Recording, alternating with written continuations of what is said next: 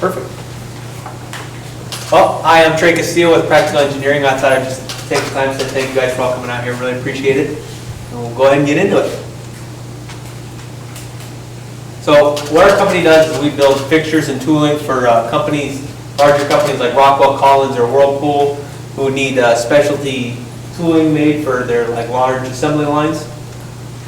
So the problem right now is when their process engineers want to get things done, they have to go get a quote from from a job shop or a small manufacturing company to get these built, and it often takes between 1 to 2 weeks to have it done, plus the manufacturing and the delivery of the part, which doesn't really work out well for the customer because it takes way too long, which causes them to lose business. Sorry. So what we do is we're going to quote them in 1 day, we're going to get the parts made, and then we'll deliver the part right away. This allows us to reduce the timeline by 40%, which makes you 40% more productive, which means you're making more money, means more business. The way we're going to do that turnaround and reduce that time is we're going to have we're going to automate the process to do automated quotes, so we can get the quotes out to them almost immediately when they submit them, because the big issue they have right now is the quote turnaround time.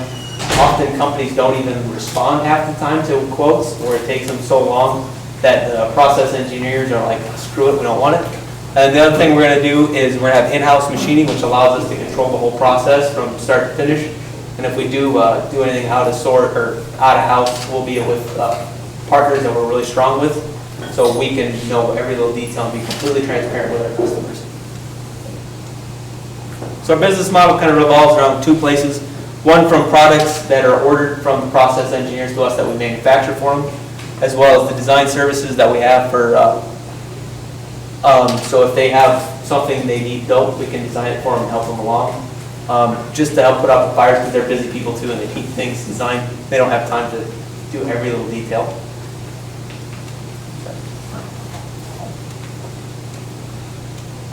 Sorry. So our market plan is through word of mouth. We found through our customer discovery that it's an overwhelming amount of people. The process engineers find out their information through word of mouth. They ask all their coworkers. So we're going to get to getting into their coworkers and their people around them by being where they're at, at trade shows and just talking with them, networking with people, doing LinkedIn email campaign. And then once we get in with somebody in their company, we'll do a good job for them, and that helps recurring business, because they're all amazingly looking for people to help out. So our competitive analysis is there's a lot of people in this space. The issue is none of them have that really fast turnaround time, and we want to be in there where we're really quick on time getting them turned around so they can keep working on their assembly lines and help give them the time they need.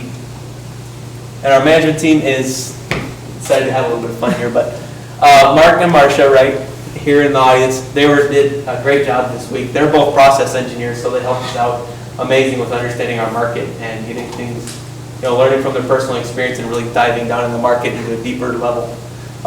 And we also had Tim there. He helped us with kind of thinking outside of the box and not doing the traditional engineering way. And then I kind of took all this data and tried to combine this into a solid business model that would actually be a real business. So for our 3-year projections, they're just rough projections, that's all. But I'll be doing this company while I'm still in college, so I can't. It'll be just at night doing it on my own time. And then once we get out, I'll start working and doing a lot more, so that'll help drive sales. There's a lot of upfront costs involved, buying machinery, doing all that investment right off the bat.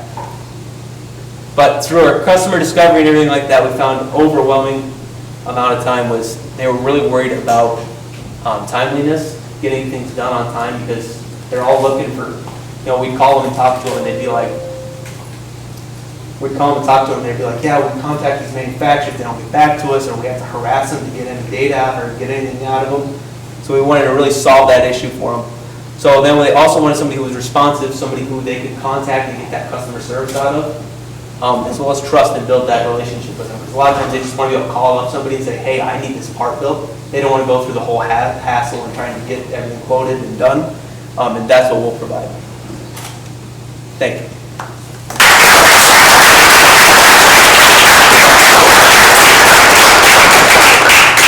So your entire team can come up for the question and answer.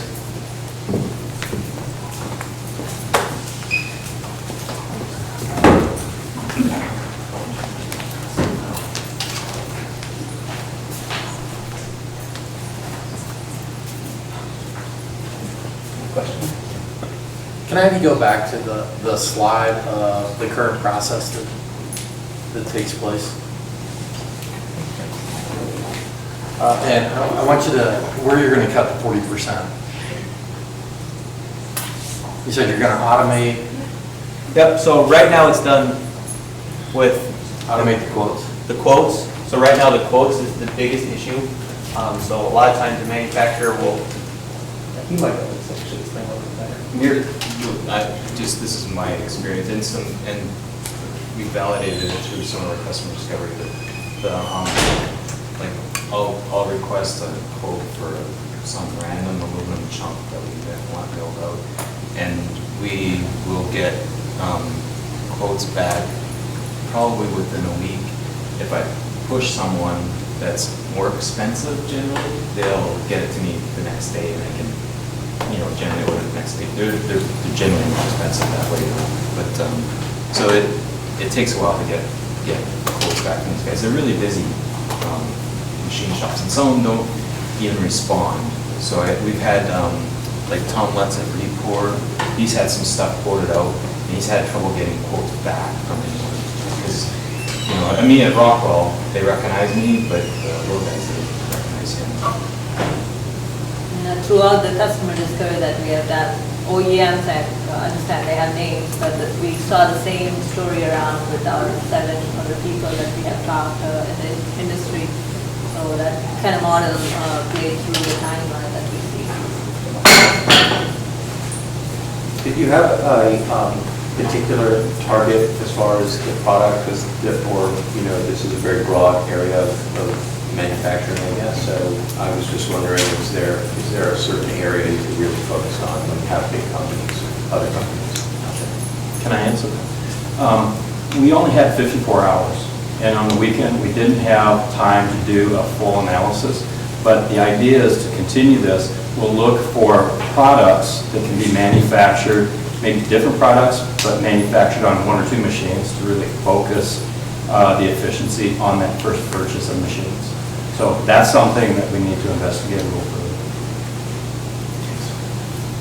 You talked about, It will be more around the custom parts that these manufacturer needs, fixtures and tooling, so they're a one-off job. you talked about getting bids faster by use of automation. Why wouldn't your competitors do the same thing? What's so unique about what you're doing in the process? Oh, on the one, there's one company that does quote turn the next day. That's the best I've had so far. But there's like quoting software that you can buy today, where if someone gets it and they can load the part in, you should be able to turn a quote now if you really want to. So I don't know why they aren't today. They should be. I don't think they're putting the labor into the quoting process. I don't think they have the ability to do this sort of thing. One of the things that I see in local supply base is that there is quite a lot of demand out there, so I am going to focus on certain markets.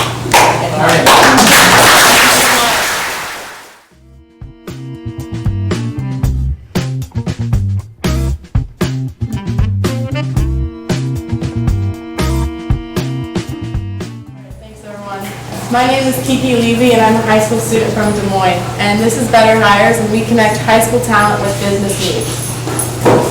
So right here on the right is my friend Bashar, and he is the top of our class and has extreme talent in engineering and design, and actually won some awards for it. But he came to me and didn't know where to work this summer, and eventually ended up choosing Target. On the left is Newberry Living, which is my dad's company, and has internship opportunities for high schoolers, and specifically high schoolers because he wants to give them professional experience each summer. But he has a hard time finding these interns and eventually has to rely on word of mouth and networking. So what you can see here is there's a pretty big divide, and there's something that we need to connect these together. And so we use customer discovery to find what's already out there and why isn't it working? Why can't high schoolers find experience beyond traditional jobs? So what we found through discovery is that there are kind of 2 main areas. There's the job sites online where they they mostly cater to college students and adults. The high school jobs they do cater to are just the traditional ones that don't have meeting or experience in the professional field, such as like cashier or a nanny. There's another one, Iowa Works and also iJag, that are community-based and rely on guidance counselors, but what the students we talked to have told us is that guidance counselors don't necessarily have the time to donate to all of these students to give them the jobs they want. So what students are asking for is a place where they can find jobs independent of an adult or get experience. So that brings me to Better Hires, which is our app, and it's where high schoolers can search for opportunities in the local area. Through discovery, we found that students don't only want paid jobs, they also want experience. So we incorporated paid and non-paid options on there with a search bar and criteria so they can filter it down if they want to. Then with discovery in businesses we asked, we found that businesses are really concerned about fit. And so we made it so that there's two phases. The first phase is skill-based, so students can select the skills that they're interested in and then upload anything else they want for credibility. And then in the second phase, businesses are really focused on the personality, the culture. So the businesses can ask questions to the students, and also the students can upload any other resources. Great. Our initial business model is very straightforward, and that is to generate revenue by charging per job posting to the business. We will charge $25 per job posting. We came at that from two ways. Competitive analysis says that's currently roughly the market rate, and also through customer discovery when we asked how much business owners would expect to pay for this type of service, this is a number that we heard very consistently. In terms of the business model itself, there's two things that are going to be key to the financial success. Number one is focusing on one market year one, so that we really iron out all the operational details and validate that this is truly a viable business. We estimate, based on the network that we currently have, 100 postings in 1 year is a very feasible number. The second component to the business model, as with many businesses, is to ramp up and scale up to other markets. So we would like to test in Des Moines and then find other cities that are comparable size because of the community component. And we estimate that in year 2, we could grow to 10 additional cities, and by year 3, we could expand to a total, an additional 50 cities. So we'd be at 61 cities by the third year. In order to make this work, as I mentioned, we would start in Des Moines. 2 of our team members are high school students there in Des Moines, so they have a great network. The parents have great networks in the business community. So we'd be able to really connect right into the high school population and the business population to bring those together and generate excitement around this app. I couldn't do this without my amazing team. So we've got Mia Levy, Wheaton Mather, and Jessica Duffy, who all helped make this a reality and helped me bring this idea to life. We have a fair amount of successes on our belt, thankfully, already. So the Downtown Chamber of Commerce in Des Moines has agreed upon a meeting in August and is really excited to work with us on this idea. And then we also have a few more businesses that have already verbally agreed to test out the app as soon as it's on the market, which is super exciting. So we're really excited about giving high schoolers this opportunity, and Iowa has always been a leader in community, so we hope you guys are excited too and can help this idea become a reality. Thank you so much.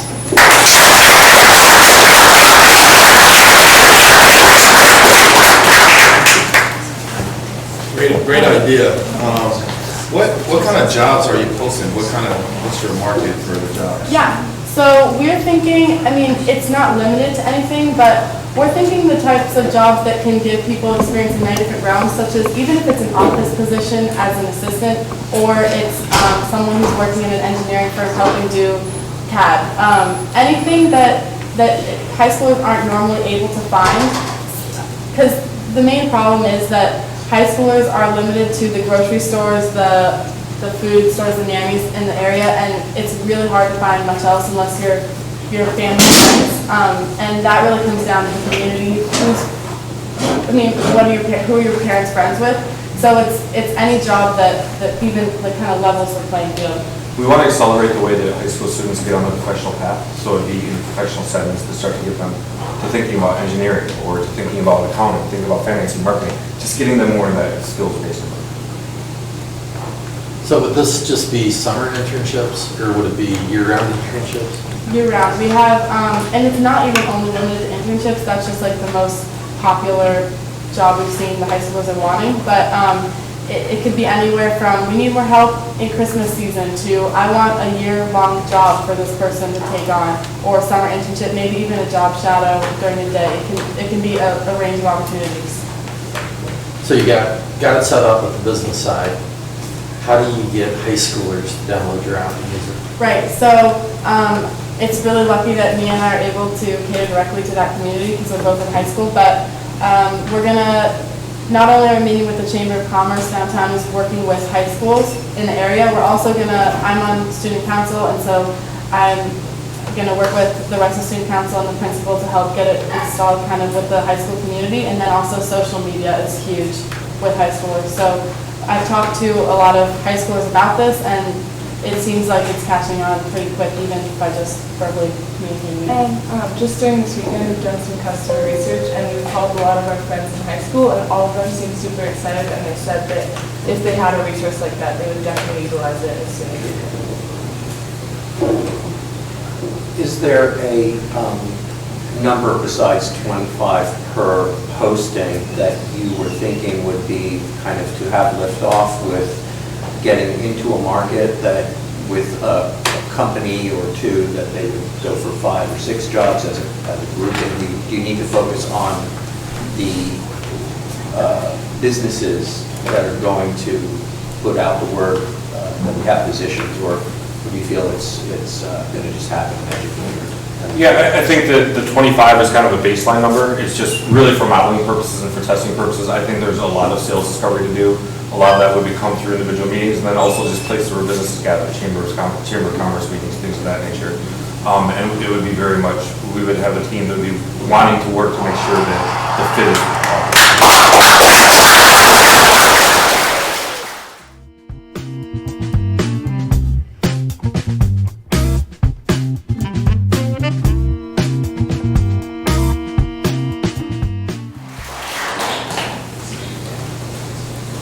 The world is changing.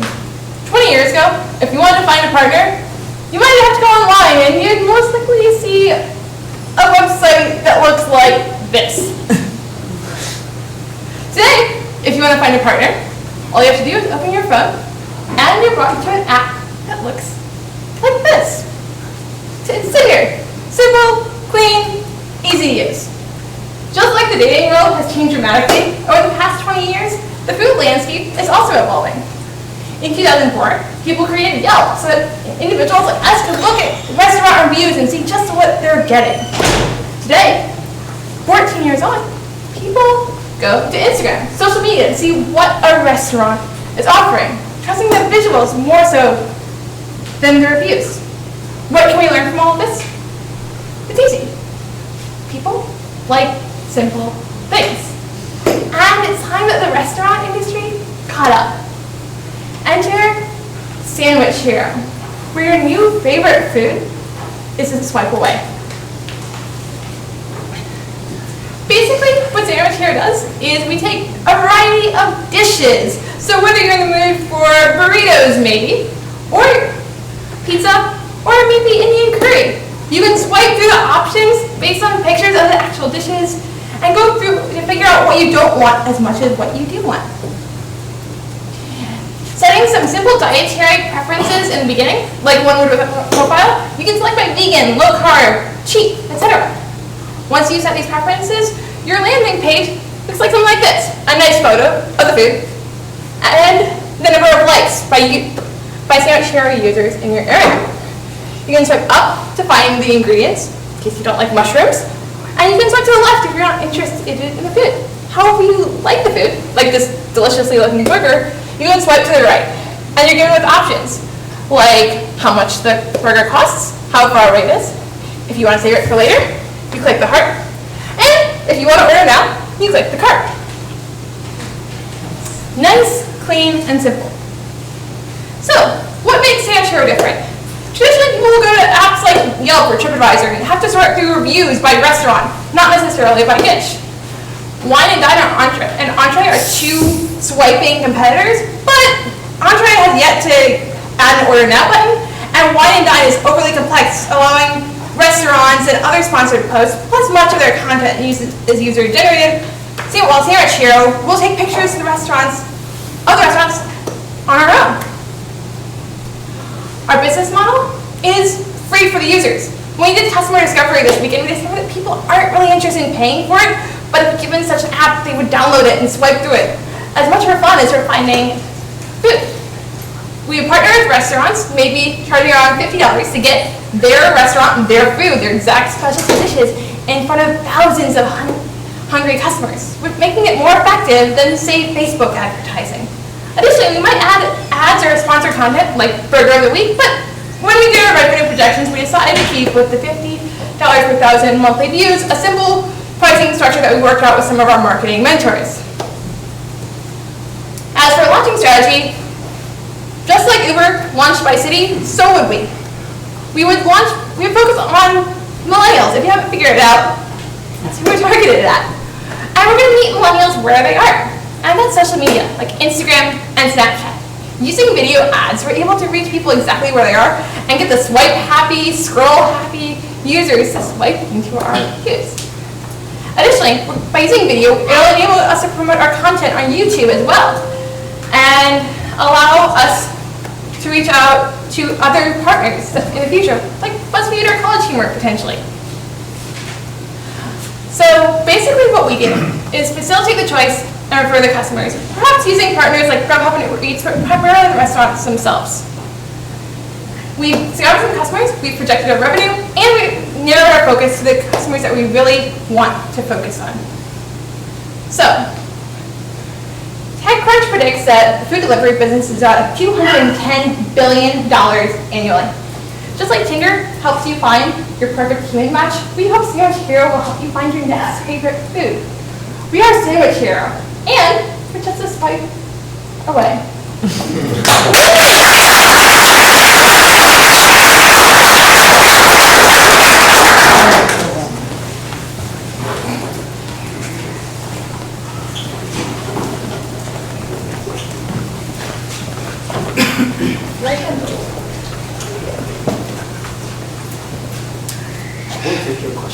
Really great presentation. I just want to start with the name. Is it just sandwiches that you?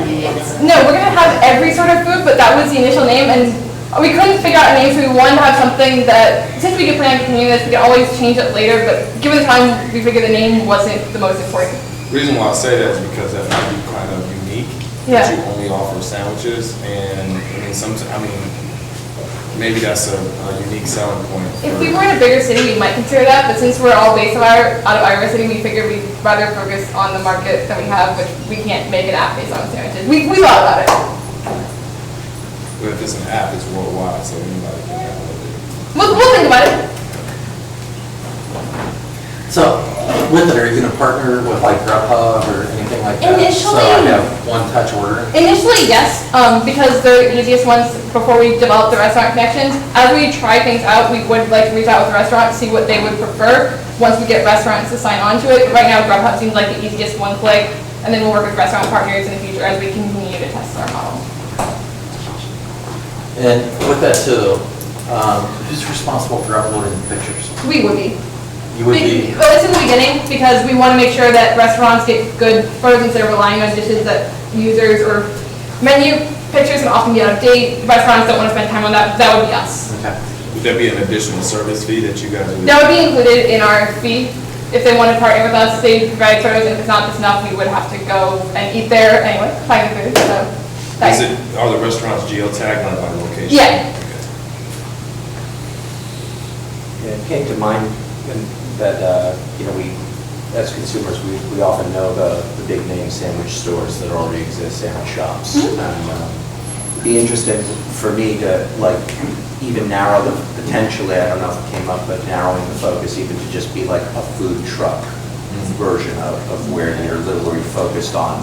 We only do sandwiches and items that are in the food trucks that are located nearby because people want to taste something that's new. Yeah. And so when you start to focus on what it is we're really offering, it's a new experience maybe, and to be like taste something that you haven't tasted And I think before. that's one of the benefits of our model is that we can include tacos from various restaurants, and we're not telling people what the restaurant is until after they swipe right on it. So like, if I normally go to Cactus, I might see La Regia or the food truck down the street. I think that it'll be interesting to figure out what your pre-existing delivery app partnership can be, that some of the cutting edge ones that are emerging against Uber and other mainstream companies. It was a good presentation, nicely done. Any other questions? Thank you so much. Thank you.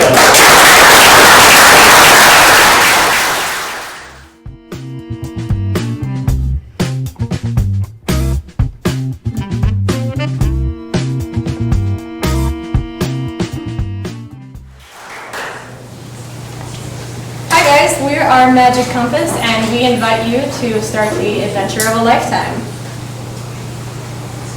So, planning a trip sucks, and there's nothing that you can find that gives you an instant and cost-effective way that avoids all of the planning. And from our customer discovery, we found that people want a cost-effective way to travel that's very adventurous, and it includes an interactive way to live and accommodate.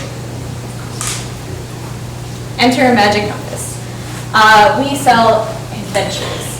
From our model, you can have $300, and that'll give you transportation, accommodations, and activities in that local area that'll really give you the culture of the area that you're going to. The user that is going on will only know their budget and the time frame that they want to go. Let me walk you through the process. So we currently have an actual live website, live mock-up, and this is it. From the startup, you go and you get a little description of what we do, hit the button, and it brings you to this site where you type in your budget, your availability, the distance, which is basically whether you want to go domestic or international, and then how adventurous are you? So do you want to like relax on a beach? Do you want to climb a mountain? What do you want to do? After you hit the let's go, it'll give you a result. It'll give you a true story of what you're going to do, and it'll give you an idea of the different activities, like all the pink cords right there, kayak park, Moped U, Mount Trashmore, all these things, and then it gives you how you're getting there. So the flight there and back, and then your refuge, the place that you're going to stay at, which is either going to be Airbnbs or hostels. All right, and we do have competitors in this market. We've looked at and found several companies that do a bunch of random travel experiences, except for we're a lot different. So such as Pack Up and Go, it takes 4 weeks to get your trip. So you have to know 4 weeks in advance that you want to do this. Unlike them, us, you can actually pack up and go. You can go in, type in all your stuff, and just go out right then the next day. Because of this, we were able to get cheaper prices because flights are cheaper in that point, and so are hotels, because companies want to get their amenities sold. Right. So, well, how do we make money from this? We have a diverse income stream. So, our primary sources of income come directly from the users or through affiliate programs that we have partnered. So when someone plans a trip, we take about 10% of the cost of the trip, and then we get additional money through affiliating with Hostel World, Flight Network, possibly other affiliates, where we get commission for every flight sold and for every hotel or hostel sold. And our secondary areas of income that we have to build ourselves are our partnerships and eventually advertisements. So partnerships means looking at events and saying, we're going to sell your tickets for a commission in the communities that we decide to make as our destinations. And advertisements on the side. So how does this stack up? Well, in our first year, our projections are bringing in $30,000. So $25,000 from just bringing in that 10%, and then around $4,600 from being an affiliate. And this is based on having about 500 users in that first year, and an average trip cost of $500. So let's break that down a little bit more. We expect to be profitable in about 3 years, and we're making much more in 5 years, but expecting to double our user base every single year. Our main cost is people, just because we need to build software and connect with our partners. So in order to get ourselves going and get an audience, we want to reflect our users' values. They care about a genuine interaction with their community, and we want to prove that we're genuine. So in order to target our users, we want to go after people who use Instagram and travel a lot. So we want to find popular traveling Instagrammers and give them a vacation and say, do this and report what you find, no questions asked. That shows we're genuine. Additionally, we want to show that use work with the communities and find people we can donate to in communities that they visit, to show that we have integrity. We are a team of developers and communicators who can get this job done and get this built. So I hope you...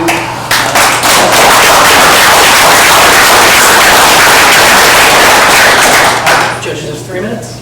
Are the trips pre-packaged? Like, Yeah, so so when if you... I want to go to Thailand, you have a whole list of... Exactly, Okay. so you put in just your budget and all the things that I showed you on the website, and then we literally give you everything. So we'll basically tell you your amount that you're basically gonna say, you're like, this trip's gonna be $300, if you give us $300, this is all yours. Yeah, so you get basically an itinerary of day-to-day in the end, like through an email with the tickets and everything, and then suggested restaurants. So is there like okay, so why wouldn't I just do that myself versus like... This is meant to be like a surprise. I want to go somewhere random on a crazy trip, in the spur of the moment. This is for your adventurers. Let's do something crazy. And everyone that we've talked to, the biggest hassle with going on trips is the planning. And personally, for me, I hate planning. I'm not a planner at all, and I'd rather just get up and go. But I have to somehow get there, something to do there, and that's just a way to bypass all of that. So if I want to go someplace tomorrow, I go on your site and I say, hey, 500 bucks. Never bite down Mount Trashmore, I really want to do that. Yeah. I need to rent a bike, I need to get a hotel, all that. I see the itinerary, I hit, yes, do this. Do you Yep. take my credit card? like Correct. that? And then Yeah, how that's do you- actually part of the website as well. So. Yeah, and then how do you make those reservations so that I can be there tomorrow? So this is where our partnerships is. One thing is the affiliates. So those networks already built, we can do that right away. No work on our part, easy. With partnerships, so this is our curated group of things that we think are important things to do in the local community, curated to fit our audience, right? And that's where we build partnerships to say, okay, we'll work with you to set up a system to make that reservation for the bike and make that reservation for your boat or at these tickets. So I mean, last minute deal, you get a good price, but your Airbnb, how do you keep it secured so it doesn't sell out? That's handled by the affiliates. We don't have to handle that, which reduces our costs a lot. It strikes me as a little bit of kind of a mystery tour meets last minute, you know, like when you're booking a flight last minute or a hotel. Yep. So it feels like an adventure lifestyle, a lifestyle Exactly. thing. And a game. And I think it'd be interesting to me in hearing it, just to narrowing the model down to like a really specific, like we only offer these 8 or it's like when you look at escape rooms and there's only these so many themes that work in that world that you can come up with. So it'd be interesting to see you narrow it down to like in a region we only offer these 5 different adventures. We only offer, you know, if you want to go to this country, we only offer these 6 different adventures in Thailand. They're really well thought out. It's just say yes, you know, how do you get that buy-in? You know, because I think the buy-in is really important.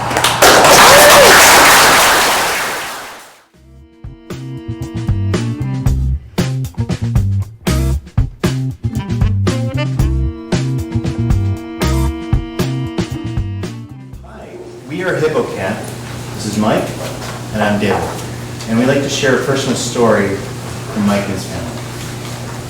Sure. I am a father of 3, and I want to talk to you about my eldest daughter, Megan. Megan was diagnosed with autism at the age of 3. And she went through what we went through as a family, 4 years of intensive therapy every day. And the results were spectacular. I mean, you would never tell that Megan had any sort of disorder. So everything was going great for a while, but recently we started to see some major problems with Megan. With her confidence, with her anxiety levels, and even her motor skills. It's like she's been taking a step back. So I took the initiative to force the doctors to test her cognitive testing, her memory, what's going on in her head. And it came back that Megan had a major deficit in her spatial thinking skills. So I'm like, oh, what does this mean? So I called an expert in the field. And I said, what do I do? And her response was, your best bet is to find content on the internet or to play with blocks. The content she's talking about is a very powerful tool, and it's a mental rotation exercise that is proven to do some amazing things for our kids' spatial skills. So what do? We have no different options in terms of treatment. But the good news is that we're finding that these skills can be trained, and sometimes with dramatic results.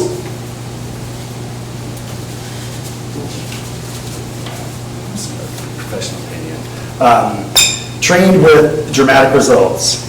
So what we've done is, so I researched further and found a link between spatial skills and augmented and virtual reality. Augmented virtual reality as a useful tool for spatial training. And what we're trying to do at Hippocamp is simply combine the two technologies, AR, VR, and this mental exercise rotation of objects. And hopefully, we can make things better for Megan and kids like him. Great, thank you. So I want to give us a little bit more background here. Dyspraxia is the condition that of these disorders, including autism, which is strongly related to spatial awareness and things, and that's what we're focusing on, especially for today. So this is definition, talked with some things, and it affects memory, affects his focus, it causes anxiety, frustration, clumsiness, and with the training that we currently have that is inaccessible, it actually does prove that you can increase awareness and other things. Currently, the children in America are estimated at 35.6 million affected. 10% mild, 4% moderate, 2% severe. The major cost, though, is the lack of this curriculum or program based off of the study. It just doesn't exist. Parents are being forced to try to be the therapist, the researcher, all these things. They have to sacrifice their time, their budgets, and it's just failing. So parents, we estimated, someone like Mike, spends about 2 weeks of his own personal time making sure they get to the therapist as well as at home, being that in-home professional. And the budget, lifetime cost spent per child on just this disorder is $2.4 million. This is the foundational study that does the exercise that we are going to leverage with AR. And this is a potential, like a game, now, three-dimensional AR. Oops. And projection-based, marker-based, there's any number of things. And this sort of technology also exists. It's becoming much more affordable, easier to do. So I want to talk about, we see Hippocamp with this particular application being the most effective, the lowest cost of entry in terms of pain points. We are thinking about marking it at about $7. I'll get to that in a moment. Science-based methodology, proven technology, easier access, lower cost. Good job. We haven't been able to test it yet. Oops.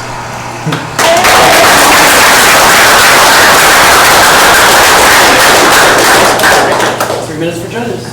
What is your cost to make the application? How many kids do you have to get there? I mean, how big is this market? So based on this research we've been able to conduct so far, we have an estimate of $50,000. That's just one bit. So with we'd want to really go into the details more with that as kind of a ballpark. But then there'd be additional costs on top of it, but just for the creation of an app.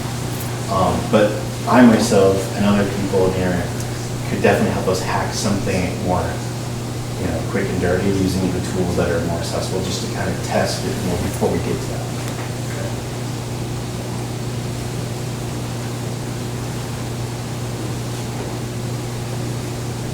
So the study that you cited on there was 1971. Yeah. So what's more recent? It isn't. So this specific exercise, this mental rotation exercise, has been cited in hundreds of studies. So this skill, developing this skill to be able to mentally rotate objects in your mind, that's what we're trying to accomplish. And it is proven to not only improve spatial skills, but it's proven to improve performance in the STEM disciplines, improve creativity, and do just a lot of really great things for kids. So there's no commercial product or program that they can give to a parent or an occupational therapist currently. There's a bunch of studies, but no actual application. The study is very famous. It's the only one that's used. It's used in a lot of intelligence tests and training type things, but it's not used in the commercial product. As far as your customer user expansion, on that one slide, you had like ADHD, Yeah, it's dyslexia. part of the family, and some have more specific issues, like speech or whatever. But this one that we started with, we have a proven method that actually does help that. And dyspraxia is the number one that we've said that will benefit most, and the others might benefit more from it too. Yeah. Kids with learning disabilities have spatial deficits. Dyspraxia, by definition, is problems with spatial skills. Autism is a big problem with that, ADHD, but this dyslexia is on the other extreme. Dyslexics have superior spatial skills, and that's also part of the thing is, how smart can we make our kids? Let's take these dyslexic kids, push them in this level, and see what happens. Yeah. So I'm just curious about, so there are no competitors? There are other apps that hone in on a specific focused motor skill, but nothing with spatial awareness yet. All right.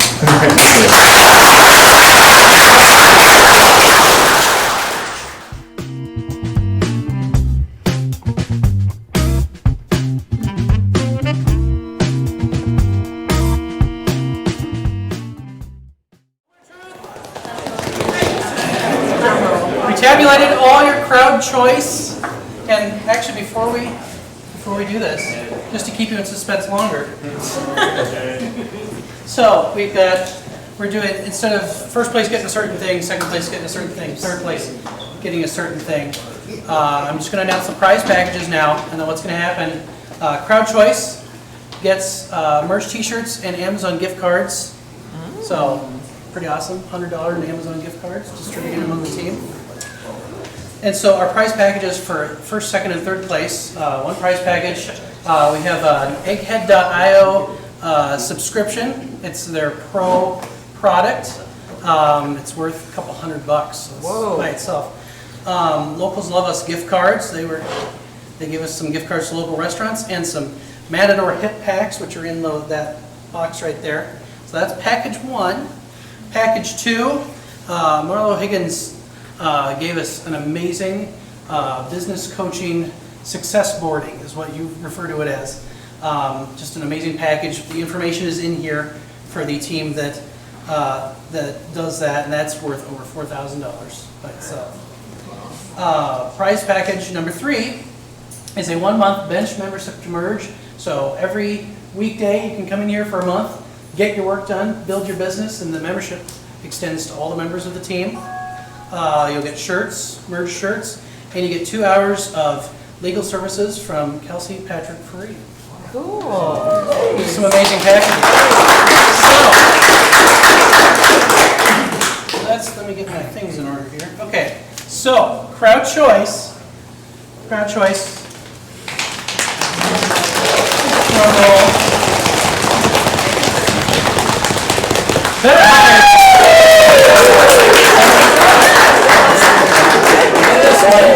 And the gift cards aren't in there yet, and we'll get those to you. Awesome. I forgot them on my desk at home.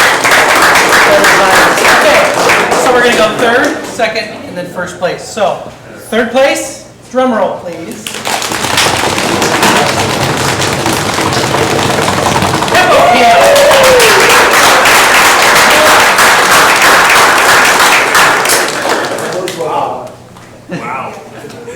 Okay. So, Hi. third place judge. Yeah. So you guys, well done. I mean, what a need, what a story. Being that close to it, you see the insides and outs, you see what works, what doesn't. So you guys have a really unique picture of the problem. I think, you know, take a look at all the studies, like I said, 1971. I mean, that might be the seminal study. Let's see what else is going on after that with your customer discovery. To other parents, do you guys have support networks and stuff like that?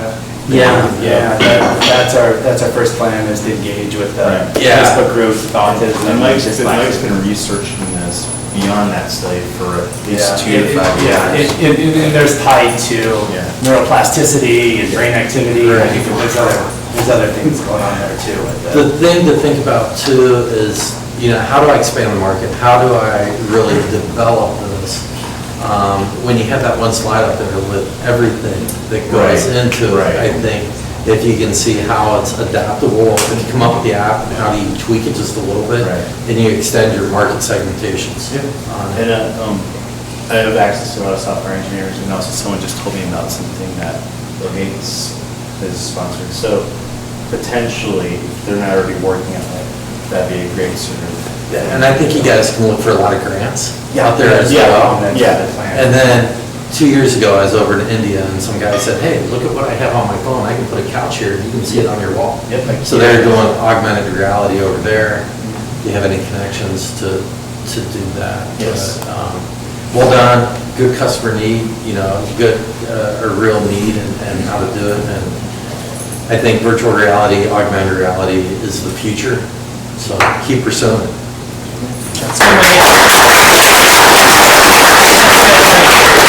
Prize packages after. Yep, thank you. Thanks. All right, second place, drum roll please.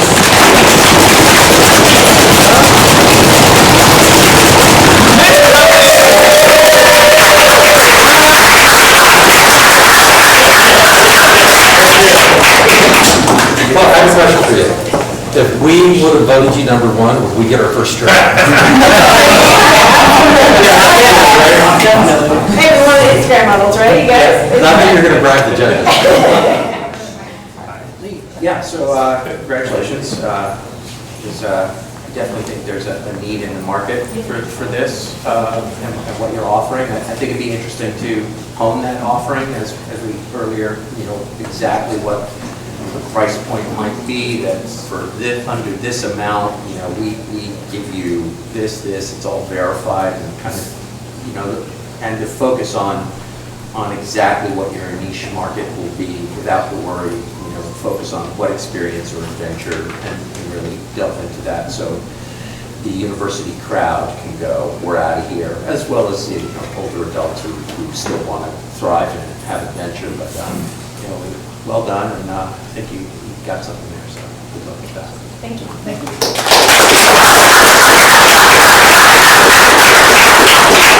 All right, this is the big announcement. First place, Startup Weekend Iowa City 2018. Drum roll,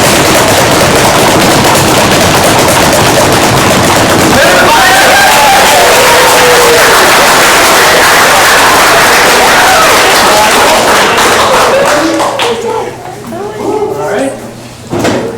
Well, first of all, congratulations. Your pitch was amazing, the way you guys handled all the questions and the way you were eloquent about how you wanted to help high school students. I think it was just phenomenal. I think the opportunity that you guys are creating for high school students is really great, being able to help them find jobs. The one thing I would say, you know, we talked about how are you going to get the high school students to get able to use this platform. The one thing that high school students want is something cool, right? So all you have to do is just make it cool, make it feel cool, right? The employers will be there because they need people to work, right? Like me, someone who works in economic development, I know that they're always looking for, people are always looking for jobs, right? So I think if you find a way to make it cool for the high school students, and then scale that across, not just here, but everywhere, right? I mean, if it's an application, if it's something that's mobile, it can be used anywhere, find a way that anybody can use it. I think you guys will do just fine. So congratulations. Thank you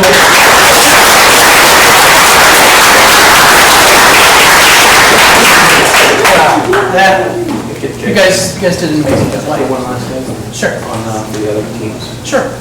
So just quick heads up to Practical Engineering and Sandwich Hero, just that we know how hard we worked over the weekend as judges, and that even if you did not get a award or a prize, you know, that we really enjoyed, you know, it wasn't an easy decision, and you really do have something there with Practical Engineering, and here, Sandwich Hero, I think also there's really something to don't give up on making that happen.